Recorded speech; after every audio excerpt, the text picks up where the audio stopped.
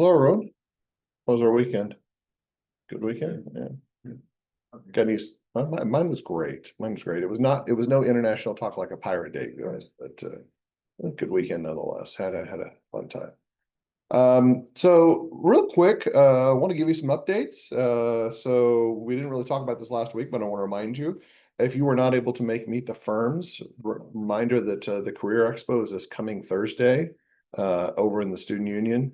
I meant to look up the times on this. I think it's from 10 to 2, but I'm not 100% certain on that. I know it's going to be at least the early afternoon. If you didn't attend the Meet the Firms, this is your chance to get extra credit that you missed out on. I encourage you to take part in that if you can. If you did attend Meet the Firms and want to attend this in addition, great. You're not going to get any additional extra credit, but still just an opportunity to develop your network. Also upcoming stuff, reading the textbook, please, in the textbook, please make sure that you read problem 632 in the textbook this coming Wednesday.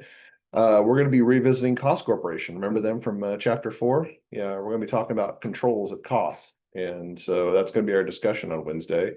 Talk about good old Sue Sackdeva again and what some of the controls that she was able to take advantage of. So yeah, it's going to be part of the discussion. So please note, part of the discussion instructions, there are, I believe, 3 questions associated with the discussion question. There's an additional 2 questions that I've added for the discussion. So there's a total of 5 questions that you need to consider as part of the question or part of this problem or discussion for Wednesday. That'll be our last in-class discussion for the semester because we're going to kind of pick up the pace. Just as a general reminder, we are in part 2 of the course. Always when we get to part 2 of the course, my expectations increase. So I'm a little bit less lenient on late submissions, on attendance, things like that. That does not mean that I won't forgive you if you have an issue, an emergency that comes up. It just means that my expectations are higher. I'm less likely to reach out and say, hey, you forgot to submit this and did you mean to do that? I'm more likely to just basically say 0 and then have you come to me if there's a problem. So just keep in mind the expectations are higher, and that will be in accordance with the increasing scale of the topic. I'm going to say something I mentioned on Friday is that I do not think that the topics or the tests and the material becomes more difficult, but it does compound on one another. The stuff that we've learned in the first 5 chapters doesn't go away. It just gets added to the stuff that we've already had. You will notice on the study guides that everything that you learned in the first 5 chapters is still on the study guide for the second exam. Not because I'm going to directly test on that, but because there's no way to get rid of it. All right. So those assertions, evidence, all of that still exists. So you still need to know it. Also, I want to talk about something that came up over the weekend and something I hadn't considered. I was doing some analysis, and this particular class did really well as an aggregate on the exam, but something I've been noticing over the past couple of years is that the performance on the multiple choice questions has gone down.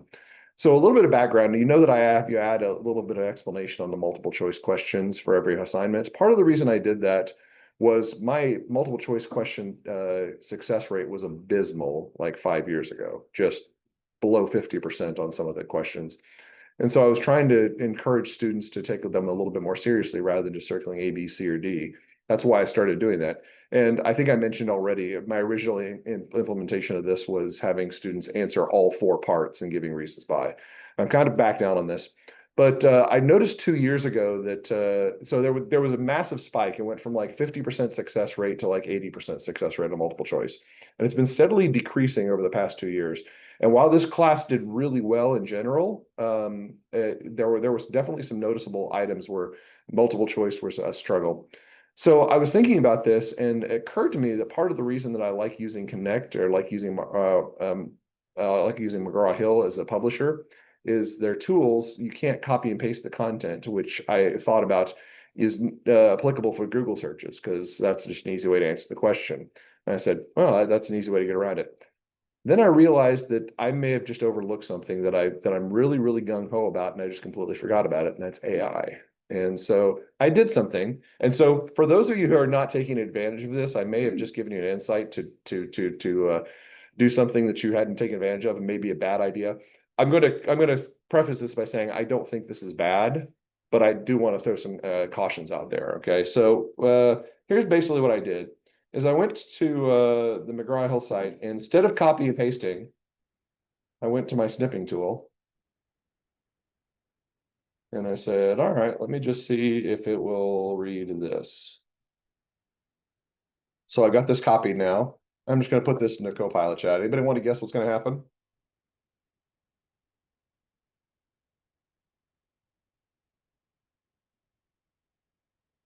Wow, pretty impressive, huh? So yeah, if you want anything to complete your homework for you, I've just shown you how to do it, okay? Now, here's the deal, guys.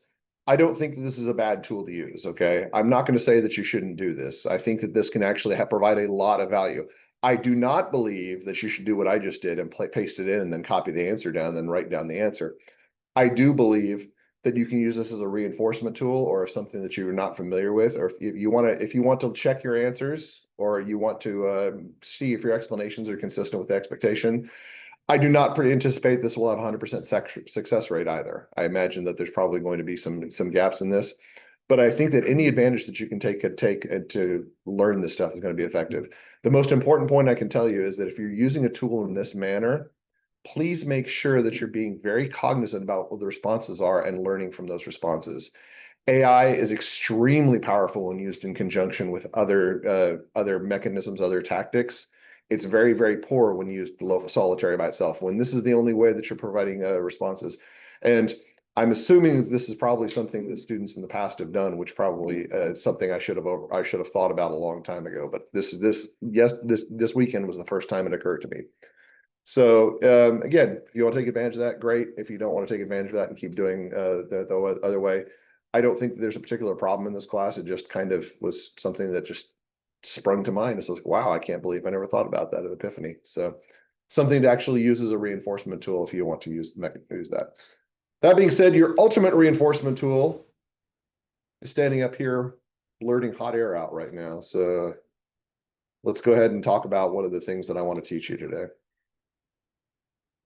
See, one thing I don't think AI is quite doing yet is that I don't think it's actually able to teach it effectively via memes the way that I do. I mean, I guess you go to the AI tool and says, can you provide me an effective meme to learn about memes, to learn about internal control? And it says, no, we're not quite to that point of evolution yet. So I'm an expert in that regard. All right, so good question. I wanted to show you a picture and see if anybody's familiar. So anybody like pizza in this room? I know I talk about cheeseburgers a lot, but I like pizza. What's the best type of pizza in the world, by the way? Is it Detroit style, Chicago style, New York style? It was like, what's that? Thin crust. So you'd probably be a big fan of like the New York pizzas or the Detroit style pizzas. Okay. Yeah. So not Chicago style. I'm a big fan of any food basically, but I'm just kind of curious. So uh, has anybody heard of the movie Saturday Night Fever? It's an old John Travolta vehicle. It's like how he became famous. And so there's a pizza place in New York City that's featured very prominently there. It's called Lenny's. All right. And this is a picture of one of Lenny's storefronts. This is a pizza chain all over the Isle of Manhattan. And I don't do this to talk about food necessarily, but there's a thing in the window here that's got the letter A right there. If you look at a picture of Lenny's in any of the Google image searches, as long as John Travolta's head's not in the way, which there is an image of him at Lenny's with his head in the way, you can see this A right in the window. Does anybody know what that A stands for? So it's like A. I'm like, no, Beagle, no. Health inspector, yeah. So this is something that the state of New York requires for all restaurants is they not only have to have health inspections and pass those safety inspections, but they have to display the results. And they're basically on a grading scale similar to ours. Like A is, very top tier. B is you can eat here, but there are some concerns. C is don't do it. They don't have a D. Okay, it just basically goes to F after that. Good. So this is kind of interesting because this represents a piece of information that's communicated to stakeholders that is very, very relevant to their decision about whether to do business.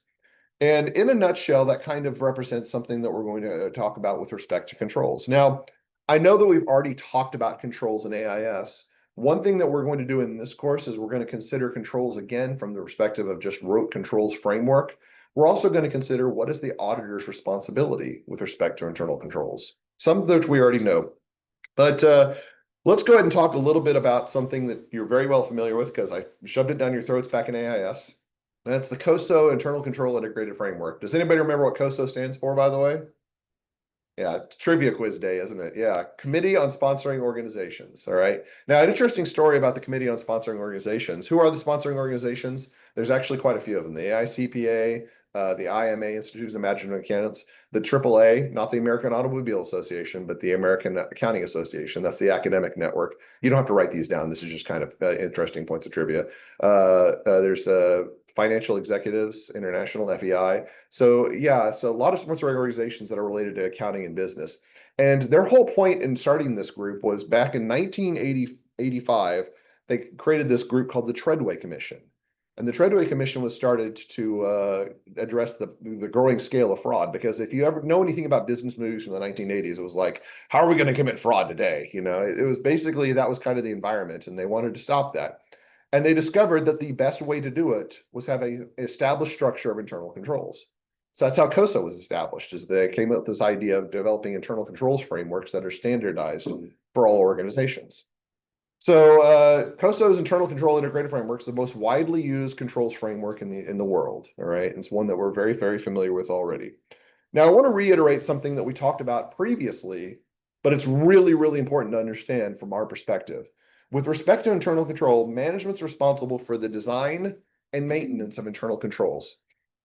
If you're writing this down, by the way, you might also type in or write in the word implementation, design, implementation, and maintenance.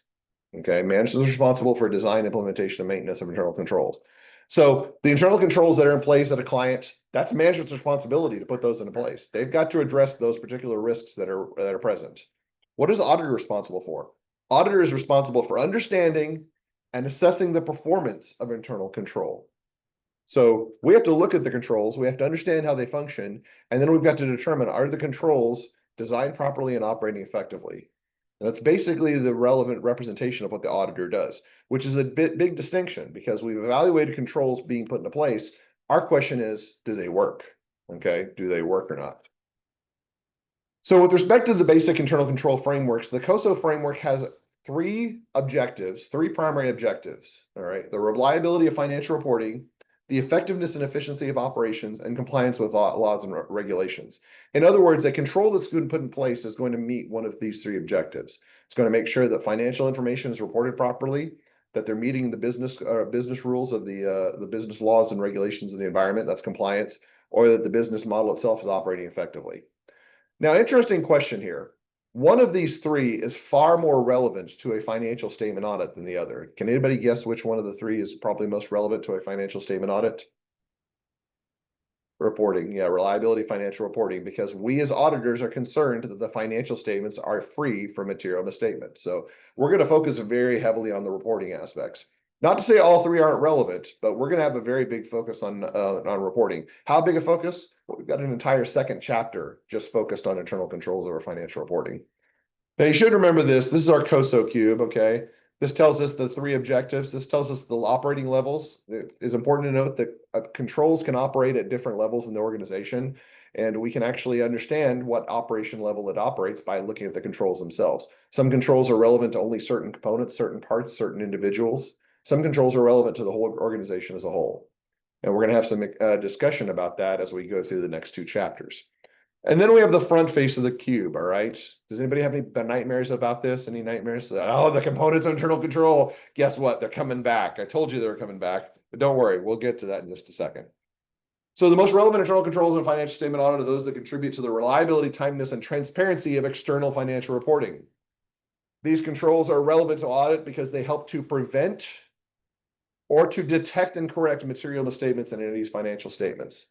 So remember, we talked about this in AIS. I'm bringing back a lot of stuff from AIS, dredging up memories. We talked about the nature of controls. So we talked about IT controls back in AIS. I said IT access controls are primarily preventive. IT application controls are primarily detective and corrective. What does that mean? It means controls can do one of two basic things. They can either prevent something bad from occurring.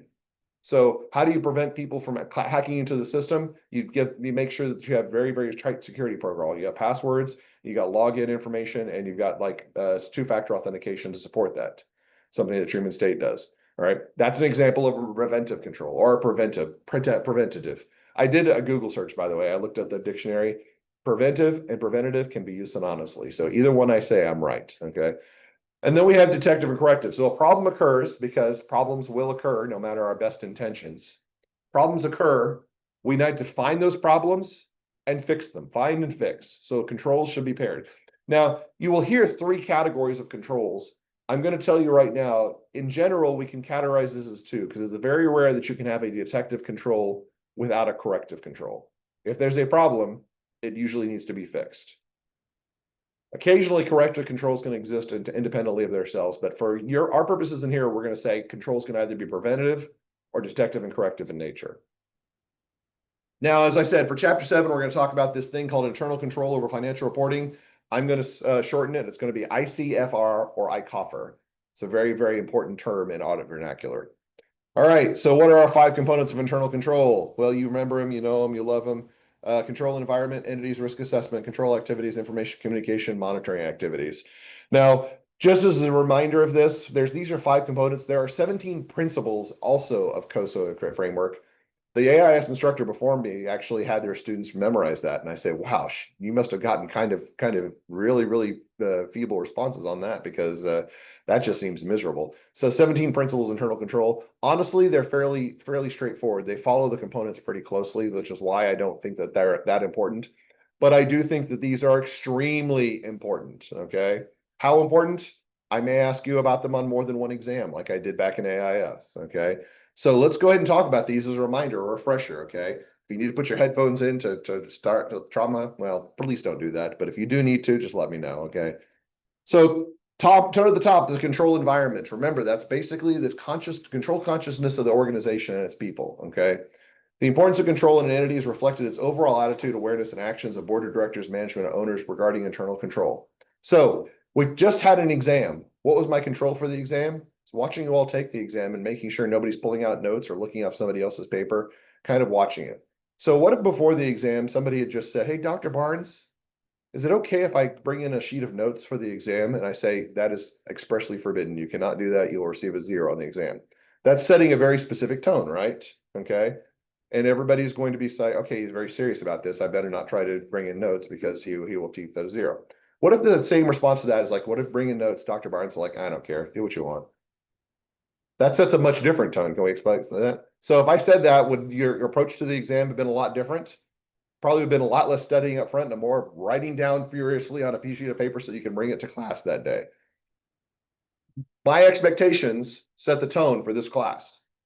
If I'm very engaged and I say set my expectations clearly, you all know exactly how to behave. If I don't set that clearly, then basically there's a lot more opportunity for activities that you probably shouldn't be engaging in. So that's kind of the idea about a control environment. I set the tone, as do the people in the top of the organization. They set the tone for the organization. Next, we've got entities risk assessment, okay? Remember our definition of controls, all right? That's the control definition I taught you all back in AIS. A control is just a response to a risk. So if you're going to create a control, what do you need to know? What is the risk? All right, this is the next step, most logical step. We need to identify and respond to business risk in relation to achieving business objectives. So the first step is probably the most important, identify relevant risks. Second step, still really critical. We need to estimate significance. This is going to be a very important step when we get to chapter 7, because this is going to dictate how we pronounce those risks. We need to assess the likelihood of occurrence, also an important step. And then we're going to decide how to manage those risks.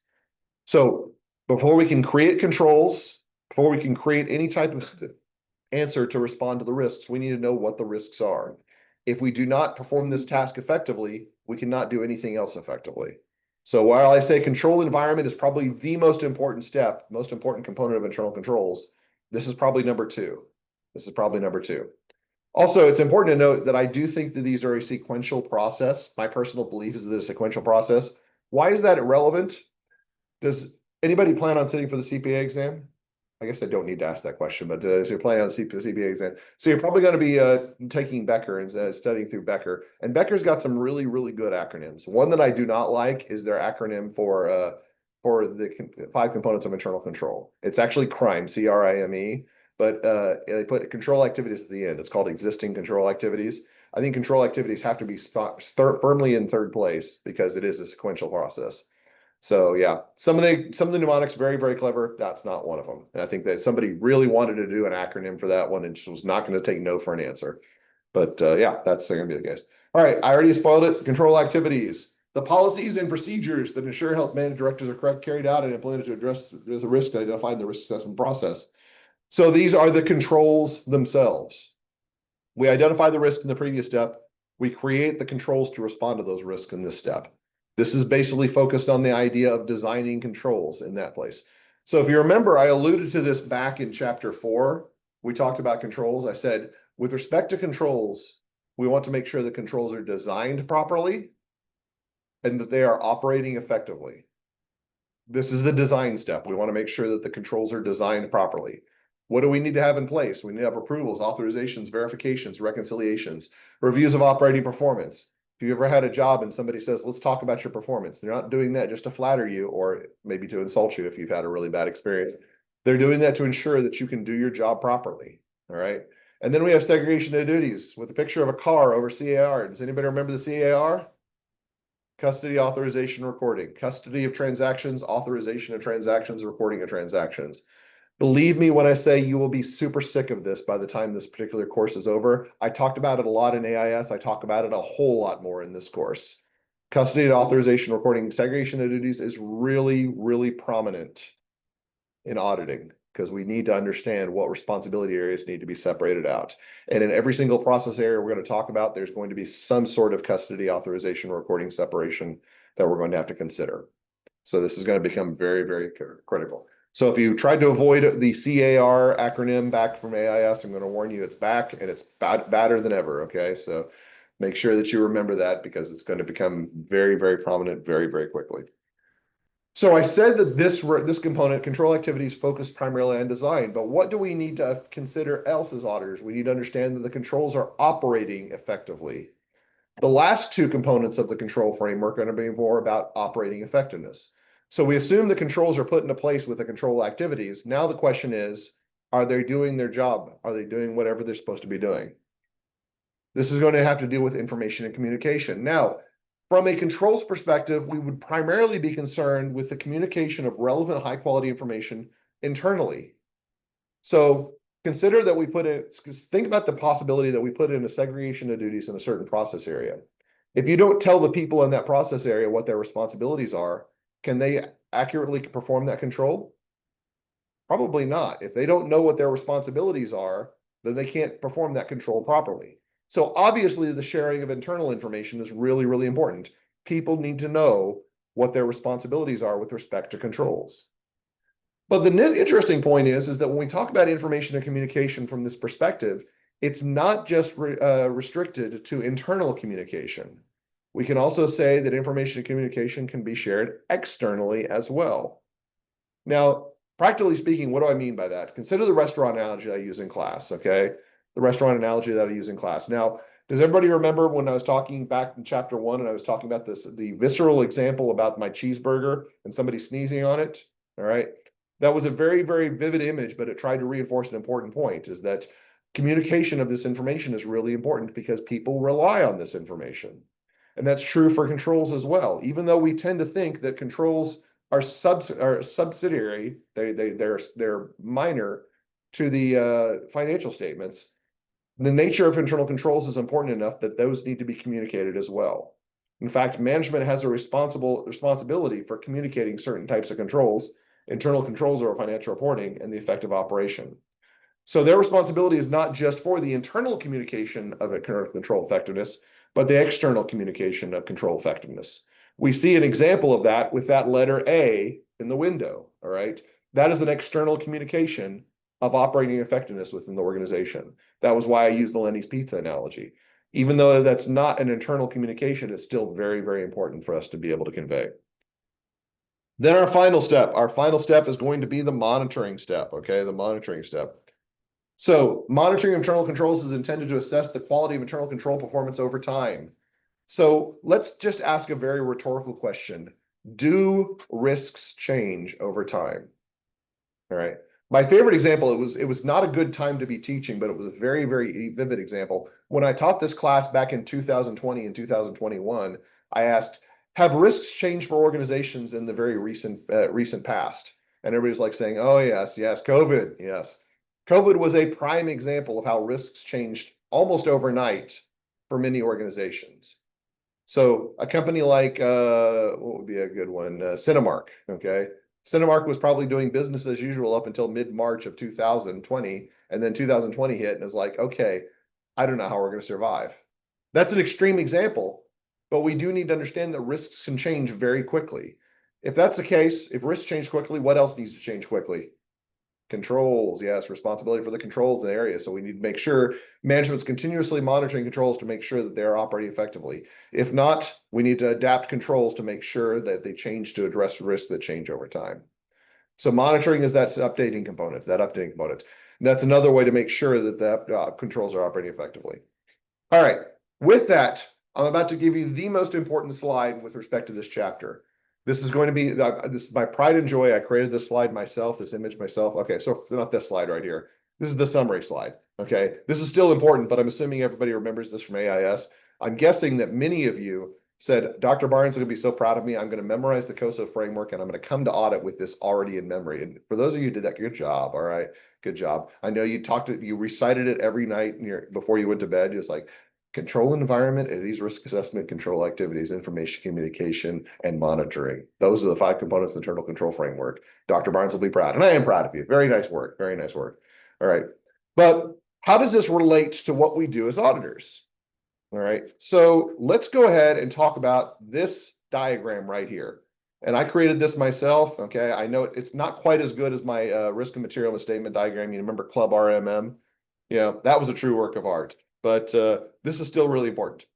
So the components of the COSO framework is auditor's responsibility controls. They're summarized by the controls sequence. So prior to this course, the way that we characterize controls is that controls are a response to risk. So you identify a risk, you create a control. It was a very simple assessment, all right? Now let's go ahead and move on a little, expand out a little bit. The analysis here has not changed at all, but we're going to add some steps to this. When we talk about risk in the context of auditing, how do we characterize risks associated with financial statements and controls with businesses? How do we characterize risks associated with businesses? What are those management things that we talk about all the time? Management assertions, okay? Did this particular action violate a management assertion, or are they in compliance with management assertion? In other words, the way that we characterize risks as auditors is through management assertions. There's going to be a risk that this assertion could be violated. And we can look at this every single time and say, okay, what is the risk? The risk associated with inventory misstatement, okay? Inventory misstatement. We already know what the assertions associated with that are: existence and valuation allocation accuracy. We can characterize every single risk that we have in the financial statements, ones that we would consider controls for, in the frame of management assertions. So we can say that the risks and management assertions are linked. Once we've established those, we can say the organization should establish a control. But we have to go further, because not only do we have to make sure the control is established and in place, we have to evaluate the control. That involves 2 steps: making sure the control is in place, that it's designed properly, okay, and that it's operating effectively. And so we're going to actually perform testing of these internal controls to ensure that they address the appropriate assertion, to ensure that they are properly effective, they're appropriate and effective. Now, how does this work? How does controls testing work? It's actually not that difficult. You actually have an assignment for chapter 5 to test that. Basically, what you're going to do is you're going to start with the assessment. Or you're going to have actually multiple different checks that you're going to be doing, but an example would be, this document has to have a supervisor signature. So if you're an auditor, how would you check to make sure that these documents have supervisor signature? You're going to pull a sample of those documents and say, is there a signature on this? Yes, control effective for this particular transaction. Move to the next transaction. Is there a supervisor signature? That's all there is to it. That's basically all there is to controls testing. I know, really boring, right? Yeah. But it's really, really critical and important to understand that assessment and what the implications are of it. All right. For your assignment, though, you're going to be doing for I think I said chapter 5, the chapter 6 homework assignment. Chapter 6 homework assignment, you're going to have a lot of different checks very similar to that, where you answer a yes or no question. If the answer is yes, the control is working for that particular transaction. If the answer is no, the control is not working for that transaction. So there's a lot of implication to that. Now, when we talk about controls and how we actually establish our audit strategy, we're going to have to make a note that our audit strategy is based on our preliminary assessment of control risk.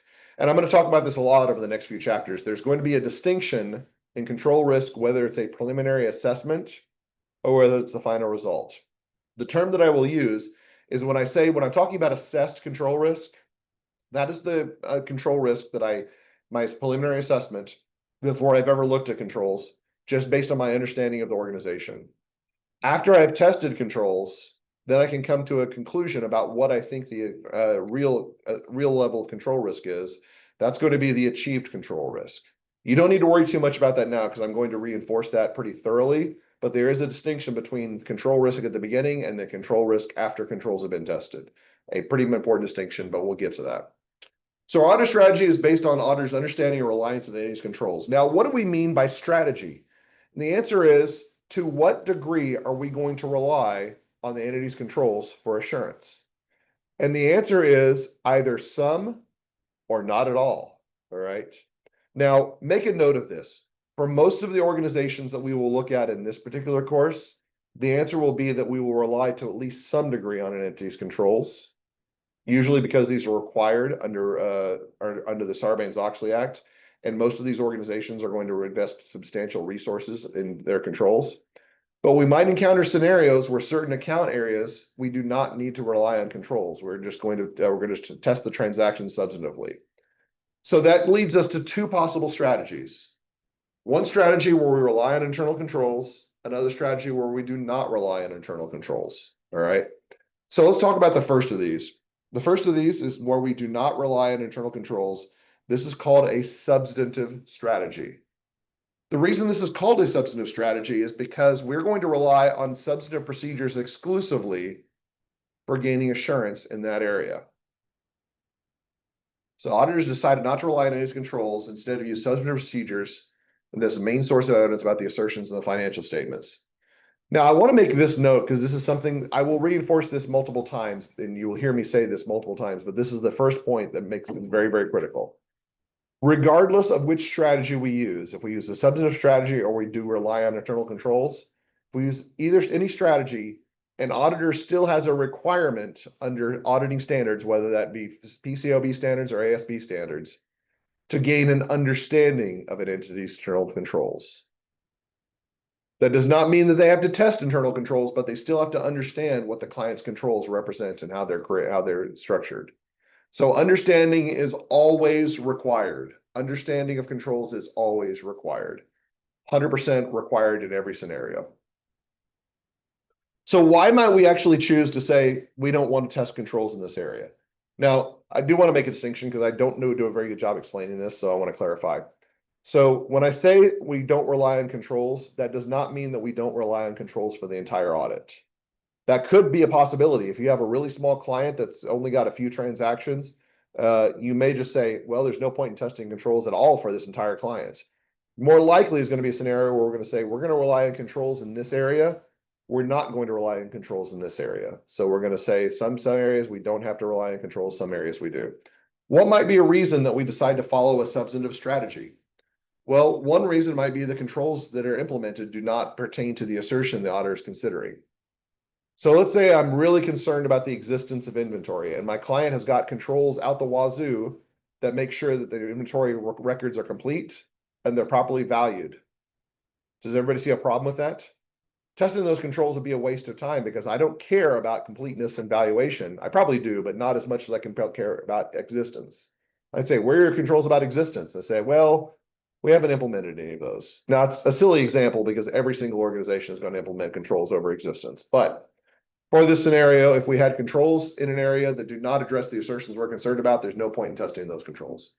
What about the controls are assessed as ineffective? We look at the controls and we say, I can already tell this is going to be a waste of time because the control itself does not exist or the people there are not well trained. There's probably no point in testing the controls because we know the controls themselves are not going to work.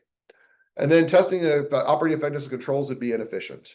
This is going to be one we're going to talk about a little bit later.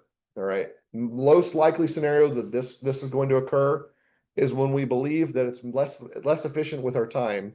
It's less efficient our time to test transactions than it would be to test controls. So a simple example, let's say that I'm responsible for testing long-term debt.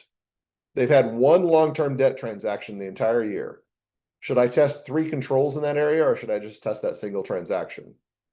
I would rather just test the single transaction and be done with it. All right. So usually that's going to be kind of example where we have minimal transactions in an area. So if this is a substantive strategy, what do you think we would call a strategy where we decide to rely on internal controls? It's a reliance strategy. Yeah.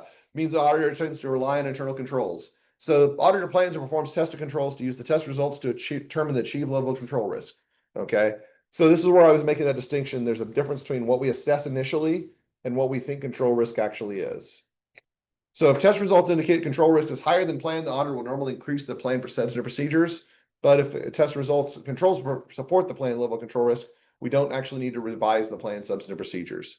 Now, I did leave out an important distinction here. I did not talk about one. What happens if we test controls and the controls are immaculate? Is it possible that we could reduce control risk? The answer is yes. That usually doesn't happen though. Okay, so that's why I didn't include that there. So yeah, we talk about reliance strategy. A reliance strategy is basically where we are going to rely to some degree on the client's controls to provide assurance for us. Remember that assurance bucket or the assurance Chipotle burrito back from chapter 5? When we say that we can actually fill that with something of the work the client's already done, that means less work for us later on, which is why a reliance strategy is attractive. However, a reliance strategy does require that we as auditors test the internal controls. Okay. Also, an important note here, this has to do with the audit risk model.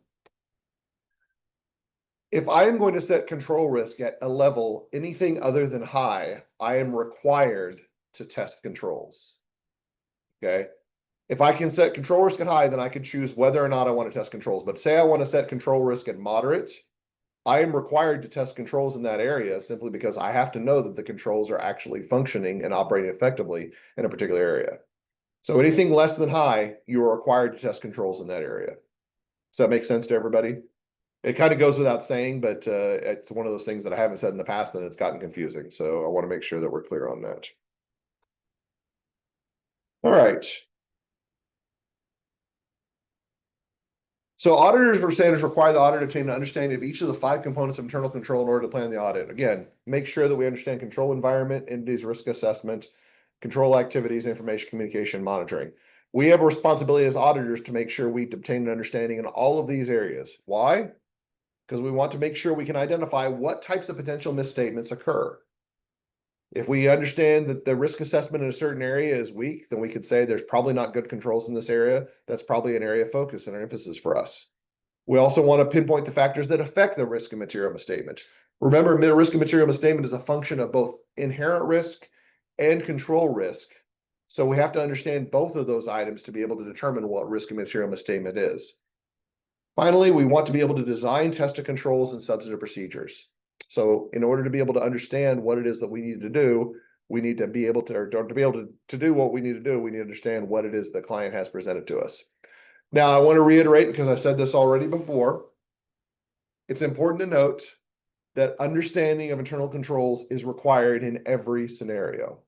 Regardless of whether we plan on testing controls at all in the entire organization, we do have to understand the nature of the entity's internal controls.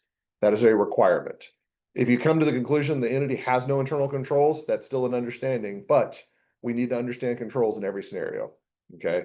I know it seems like I'm harping on that. I've said it multiple times now, but every scenario requires an understanding of internal controls. That is as stated under the standards. Okay. So what do you guys think? Do you think internal controls are great? Are you just like me? It's like internal controls are quite simply the best thing ever. I've said that. Internal controls are quite possibly the best thing ever. Controls are fantastic, okay? But I'm going to let you down a little bit. There are some scenarios where controls do not work, okay? There's some scenarios where controls do not work. So the effectiveness of any internal control system is subject to certain inherent limitations. What do I mean by this? It means that by very virtue of the nature of business and the nature of human existence, controls cannot be 100% effective. It's a little bit like audit risk in the context of no matter how well we design controls or how effectively we promote them, there are weaknesses that we just can't address. So what are those 3 types of weaknesses? The first one of these is called management override of internal control. Management override of internal control. That sounds awful, doesn't it? It says management override. That should not be allowed, Dr. Barnes. You come in with that solution. Is that your solution? Management override. We're just going to get rid of it. All right. Let me approach you with the scenario. Okay. Let's say you go to Taco Bell. Of course you do. Yeah, you go to Taco Bell and you're going to buy your chalupa. All right. Your chalupa costs like, what does a chalupa cost? I don't even know, like $4. Okay. We'll say $4. And you're a big spender. You hand them a $20 bill. All right. And so you hand them a $20 bill. The person takes your cash, puts it in the drawer, and closes the drawer. And you're going to be like, you owe me $16 and change. And they're going to be like, oh, yeah, the chalupa is only $4. I owe you $16. Sorry about that. Is that the way it works? You'd be like, where's my change? I said, well, I can't give any change. The rules say that I can only open the door when a transaction occurs. That's a control right there, isn't it? Only open the cash register if a transaction takes place. All right. Are you going to say, oh, well, Dr. Barnes taught me about controls and I respect that. So you can keep my $16. Is that what you're going to say? No, you're going to say, get a manager up here and unlock the drawer. What is that? That is a management override of an internal control. Can we agree that that was a necessary override? Yes. So what does that tell you about management override? It's necessary, okay? It's a necessary evil. It's an evil, but it's a necessary evil. The problem exists that we have to have management be able to override internal controls because sometimes there's controls that are operating effectively, but the transaction situation creates an error. That might be an example of one of them when we talk about Taco Bell and buying that chalupa and not giving the change back. All right. That kind of leads into our second category, second errors. But the important point to note is management override is necessary, but it is abusive. Okay. It can be abusive if care not checked. So we have to be very, very cognizant of that, is that management can override our less laid plans. Second one, personnel errors or mistakes. We just talked about a mistake that kind of created a problem with controls. So yeah, we're human. We're going to create mistakes. We're going to create problems, and there's just not any way around that. Even if AI takes over 90% of our processing, the 10% that we have, there's going to be some screw up. I would say that AI is probably going to screw up because AI is based on our algorithms that we created. So there's probably still going to be mistakes, but we're never getting rid of mistakes. All right. Is anybody familiar with McDonald's Monopoly? Has anybody ever heard of that game? So there was a documentary that came out a few years ago. It's called McMillions. It's about the McDonald's monopoly fraud that occurred back in the 1980s, 1990s. Is anybody familiar with that? So a little bit of background in this. If you did the McDonald's monopoly, I think it was like from 93 to like early 2000s, you had 0% chance of winning the first prize. And the reason why is the security consultant who was in charge of this was taking the prize pieces that had the largest prizes and was selling them to other people. Technically speaking, he was giving it to the mafia, selling it to the mafia, and they were selling it to other people. And it's a whole big fiasco. But we're just going to keep it simple and saying he was selling the prizes. He was farming the prizes out. Now, to their credit, McDonald's actually had a really good series of controls in place in this. Okay, he was responsible for the custody of the pieces, but he had no authorization for distribution of the pieces. He would take them in a sealed envelope with a security seal in there. So even though he had custody, he could not authorize the opening of the envelope. That was somebody else. But the security company that was responsible for creating those seals, protective seals in the envelope, they accidentally, one time, mailed him a batch of those security seals. Said, oh, this is the guy's in charge of security. I guess he gets the seals. So basically what he did is he would go to your airport restroom, he would take out the winning seals or the winning pieces, put in his pocket, replace them with seals or with pieces that weren't going to win, and he would basically replace the seal on the envelope. Wow, crazy, huh? That millions of dollars of fraud that took place is just because a company accidentally sent the wrong seals out. So that's something that could have been avoided. I mean, I guess it could have been. It's like, yeah, check your addresses, But that was a mistake, a very simple mistake that I think any one of us could make. Just got the wrong address.